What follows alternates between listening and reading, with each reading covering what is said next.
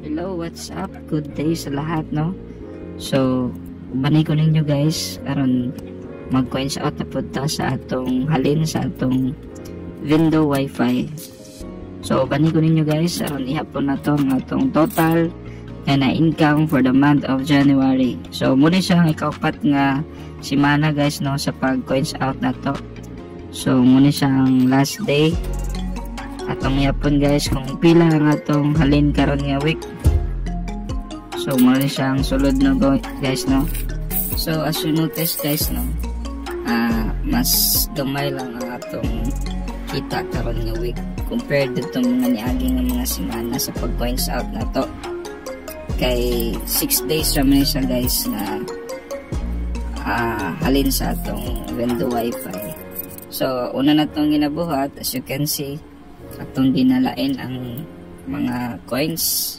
So gina-sort out na to siya. Ang mga tinag 5 atong ginalahi, mga tag-10, tag-piso atong ginalahi guys, no, para daliran na to siya ma-count. So isa-isa na to guys, mag-ihap guys. Tinag 100 na to na siya guys, no.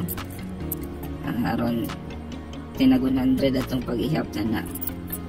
So ilahi na to ang mga tinag 5 nga white ang color, ang 5 pod nga gold na color, ginalahi na to ang mga G's na bag-o, ang mga G's nga daan na to sa nagilahi guys, no.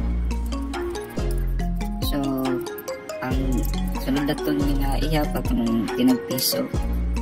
So atong ginabuhatan ni sa tinagpiso na to nga mga coins, gina-sort out na to siya, then lain na to by 10, tag 10 na tong pag-ihapan ni guys, no.